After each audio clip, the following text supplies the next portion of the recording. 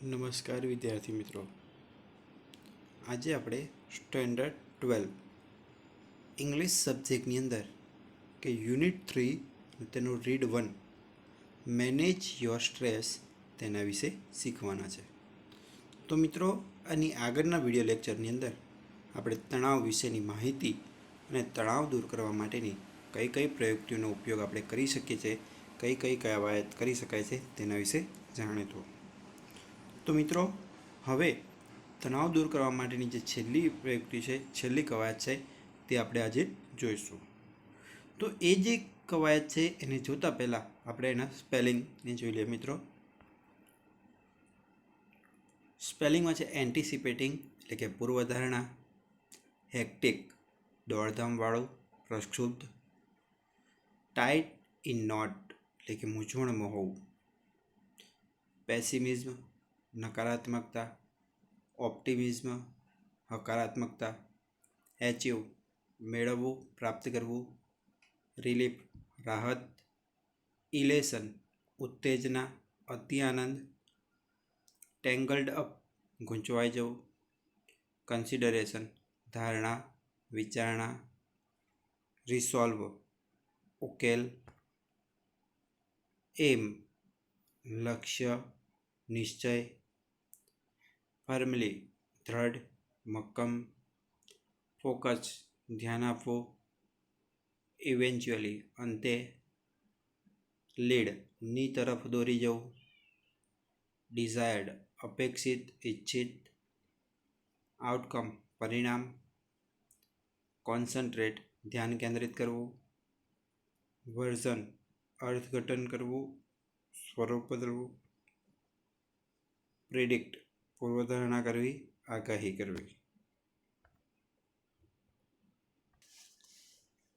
તો મિત્રો, આપણે સ્પેલિંગને જોયા બાદ હવે જે અંતિમ પ્રયુક્તિ એટલે કે અંતિમ જે કવાયત છે તેને સમજીશું. તો જે કવાયત છે એનું નામ છે એન્ટિસિપેટિંગ સક્સેસ. એન્ટિસિપેટિંગ એટલે કે પૂર્વધારણા અને સક્સેસ એટલે કે સફળતાની. તો કે સફળતાની પૂર્વધારણા કરો એટલે કે સફળતા વિશે તમે અગાઉથી એના વિચાર કરો, સફળતા વિશે વિચારો. When life becomes too hectic, we can end up feeling mentally tied in knot. When કે જ્યારે લાઈફ એટલે કે જીવન છે, બીકમ એટલે કે બની જાય છે, ટુ હેક્ટિક, ટુ એટલે કે ખૂબ જ અતિશય, હેક્ટિક એટલે કે દોડધામવાળું, પ્રક્ષુબ્ધ કે જ્યારે જીવન ખૂબ જ અતિશય પ્રક્ષુબ્ધ બની જાય છે અથવા તો જ્યારે જીવન ખૂબ જ દોડધામવાળું બની જાય છે. વી કેન એન્ડ અપ તો આપણે એન્ડ અપ એટલે કે પૂર્ણ કરી દઈએ છીએ, ફિલિંગ એટલે કે આપણી લાગણીને, મેન્ટલી તો કે માનસિક રીતે, ટાઈડ ઇન નોટ તો મિત્રો ટાઈડ ઇન નોટ આપણે આગળ જોયું, ટાઈડ ઇન નોટ એટલે કે મૂંઝવણમાં મુકાવવું. તો we can feeling mentally tied in not તો કે અંતે આપણે માનસિક મૂંઝવણમાં મુકાઈ જઈએ છીએ કે માનસિક મૂંઝવણમાં હોય તેવી લાગણી અનુભવીએ છીએ. When life becomes too hectic, we can end up feeling mentally tied in knots. તો જ્યારે જીવન અતિશય દોડધામવાળું બની જાય છે ત્યારે અંતે આપણે માનસિક મૂંઝવણની લાગણી અનુભવીએ છીએ, માનસિક મૂંઝવણ અનુભવીએ છીએ. Nothing seems easy and positive. Nothing એટલે કે કશું પણ, સીમ્સ એટલે કે લાગે છે, ઇઝી એટલે કે સરળ, એન્ડ પોઝિટિવ એટલે કે હકારાત્મક. તો કશું પણ સરળ અને હકારાત્મક લાગતું નથી. Nothing seems easy and positive તો કોઈ પણ વસ્તુ કશું પણ સરળ અને હકારાત્મક લાગતું નથી.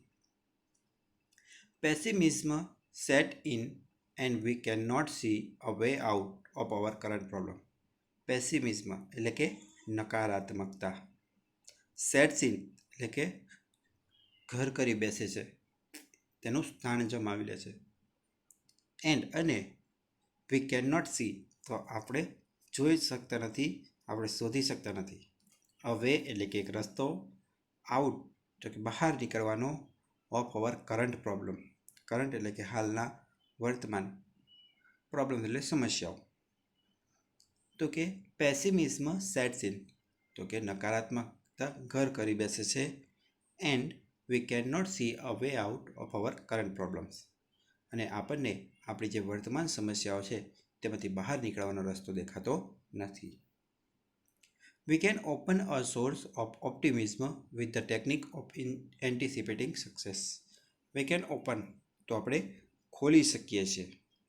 A source એટલે કે સ્ત્રોતો ઓફ ઓપ્ટિમિઝમ. ઓપ્ટિમિઝમ એટલે કે હકારાત્મકતા. તો આપણે હકારાત્મકતાના સ્ત્રોતને ખોલી શકીએ છીએ વિથ ધ ટેકનિક્સ એટલે કે પ્રયુક્તિથી, પદ્ધતિથી ઓફ એન્ટિસિપેટિંગ સક્સેસ તો કે સફળતાની પૂર્વધારણાની રીતથી. તો આપણે સફળતાની પૂર્વધારણાની રીતથી, તરકીબથી હકારાત્મકતાનો સ્ત્રોતને ખોલી શકીએ છીએ અને શરૂ કરી શકીએ છીએ.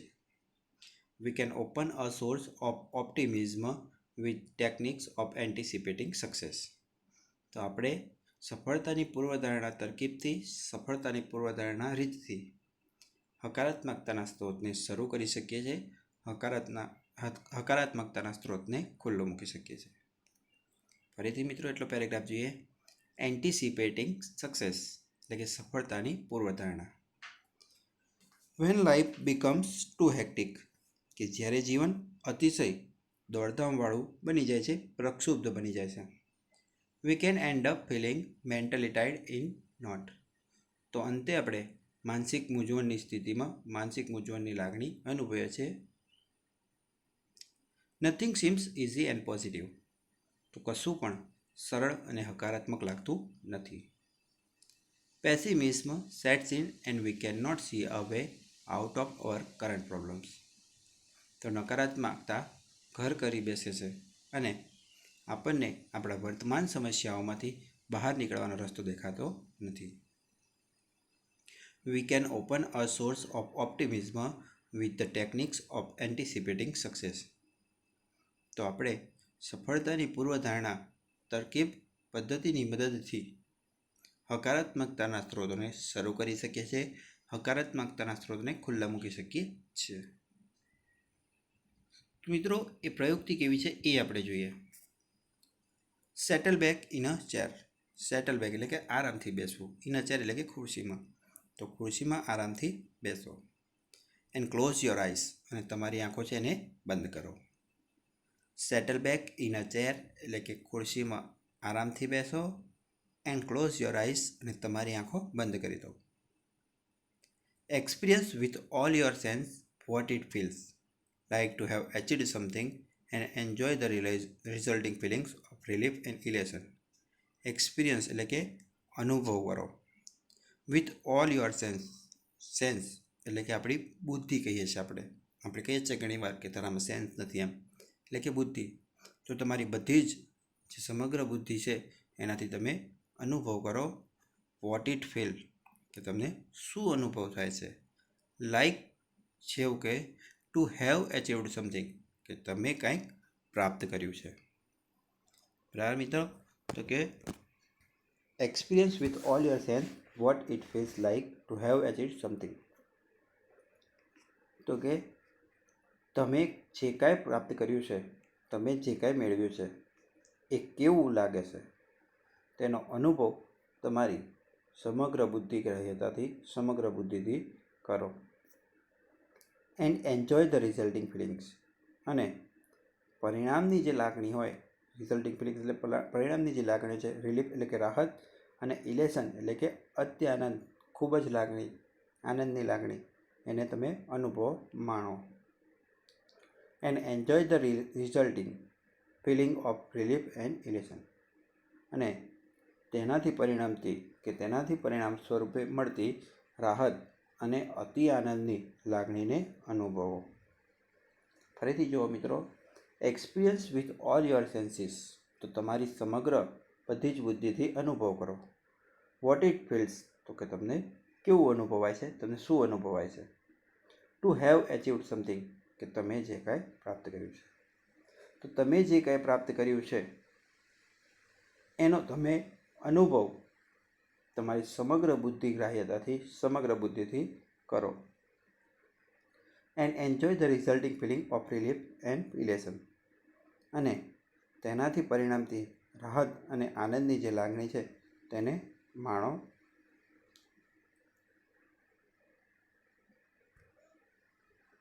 Hang on to the positive feeling and bring them back with you into the here and now. Hang on. મિત્રો હેંગ ઓન એટલે કે આપણે ટકાવી રાખવું એવું કહીએ છીએ. બરાબર. ધ પોઝિટિવ ફિલિંગ એટલે કે હકારાત્મક લાગણી. તો કે હકારાત્મક લાગણીનો ભાવ રાખો કે હકારાત્મક જે લાગણી છે તેને જાળવી રાખો. એન્ડ બ્રિંગ ધેમ બેક અને તેને બ્રિંગ ધેમ બેક એટલે કે પાછી રાખો. વિથ યુ એટલે કે તમારામાં, ઇન્ટુ એટલે કે ની અંદર. તો તમારી અંદર તેને પાછી રાખો એટલે કે તમારા મનની અંદર તેને સ્થિર કરી દો.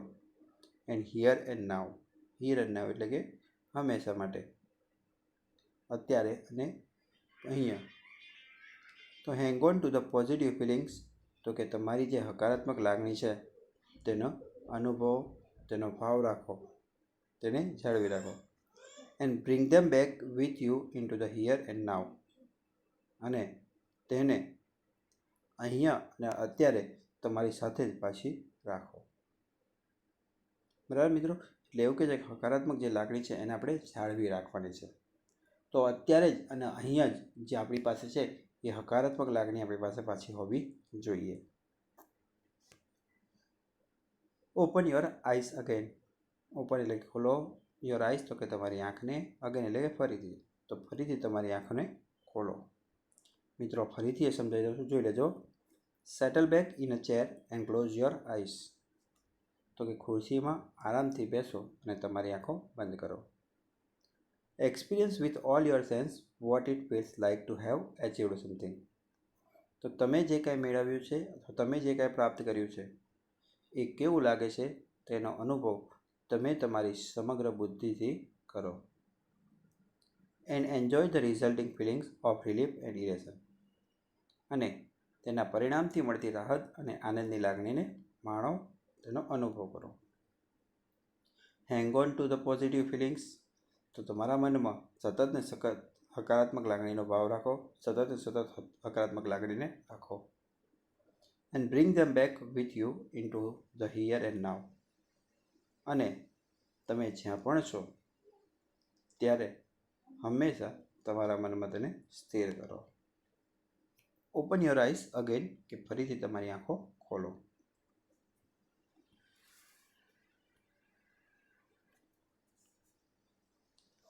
Make sure you don't get all tangled up in consideration about how the situation will resolve itself. Make sure એટલે કે ખાતરી કરી લો. શ્યોર એટલે કે ખાતરી કરવી. તમે ખાતરી કરી લો. Don't get tangled up.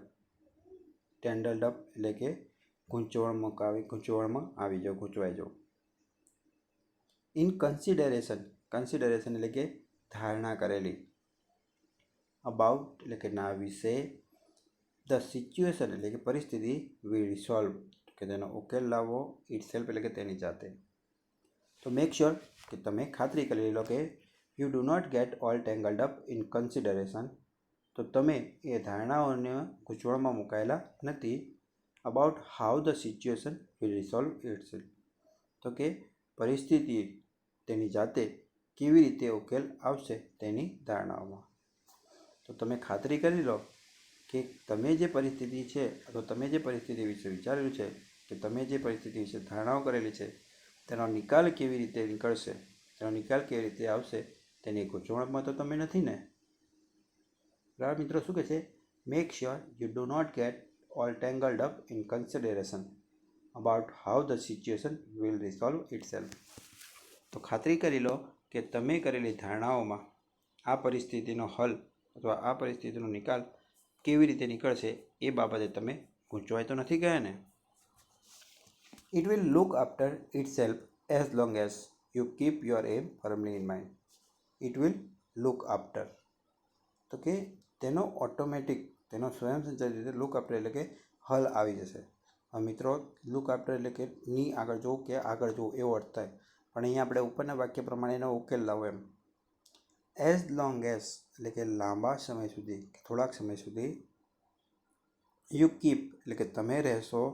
Your એમ તો કે તમારા નિશ્ચયને, તમારા લક્ષ્યને. ફર્મલી એટલે કે દ્રઢ. ઇન માઇન્ડ એટલે કે મનમાં.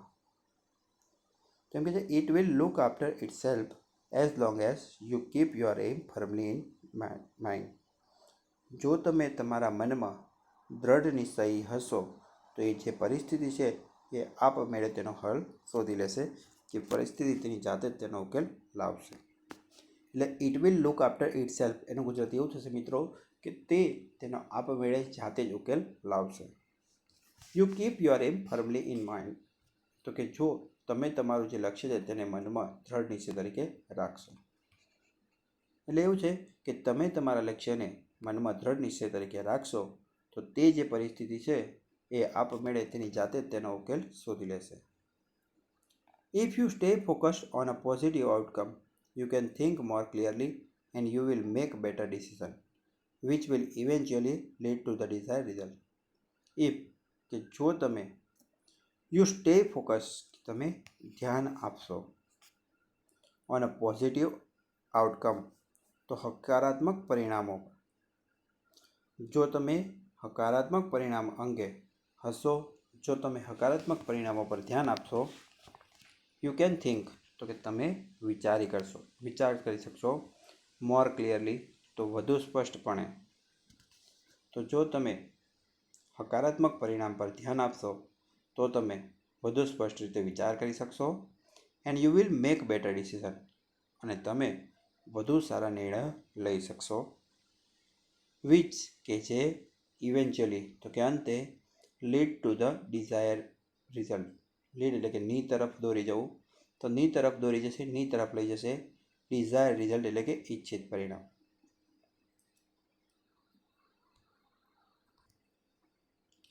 If you stay focused on a positive outcome કે જો તમે હકારાત્મક પરિણામ પર ધ્યાન આપશો, you can think more clearly તો તમે વધુ સ્પષ્ટ રીતે વિચારી શકશો, and you will make better decision અને તમે વધુ સારા નિર્ણયો લઈ શકશો, વિચ કે જે તમને will eventually lead to the desire result કે જે અંતે તમને તમારા ઈચ્છિત પરિણામ તરફ દોરી જશે.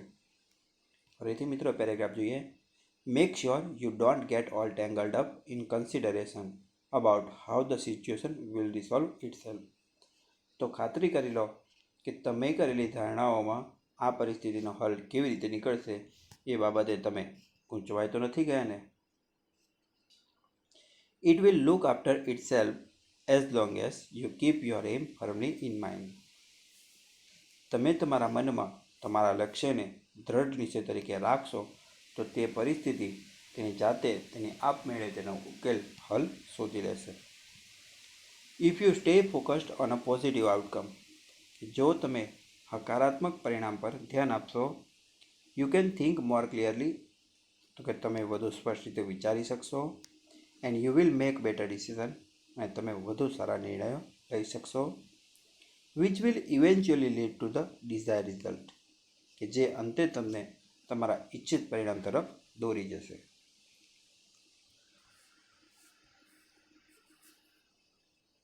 મિત્રો ત્યારબાદનો પેરેગ્રાફ જોઈએ.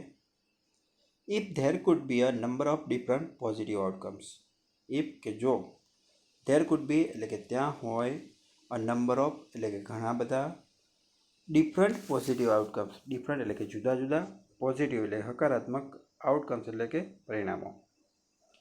If there food B a number of different positive outcomes કે જો ઘણા બધા જુદા જુદા હકારાત્મક પરિણામો હોય તો then ત્યારબાદ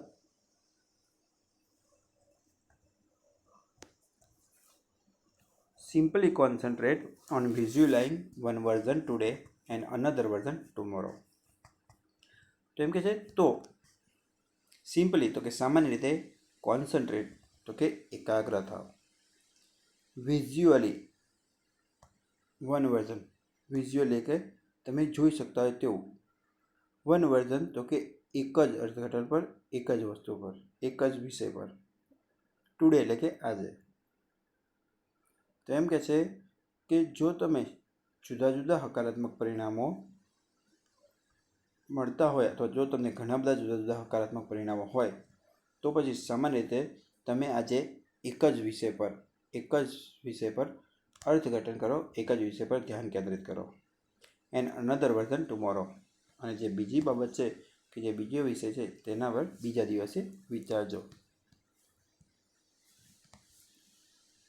this is not an exercise in correctly predicting the future. This is not તો કે આ નથી. એન એક્સરસાઇઝ એટલે કે કવાયત ઇન કરેક્ટલી પ્રિડિક્ટિંગ કે જે કરેક્ટિંગ એટલે સાચી રીતે, પ્રિડિક્ટિંગ એટલે કે આગાહી કરી શકે ધ ફ્યુચર એટલે કે ભવિષ્યની. તો this is not an exercise in predicting the future. તો આ એવી કવાયત નથી કે જેનાથી ભવિષ્યની સાચી આગાહી થઈ શકે. પરંતુ rather a way of clearing negative thoughts from your mind and focusing on a positive state.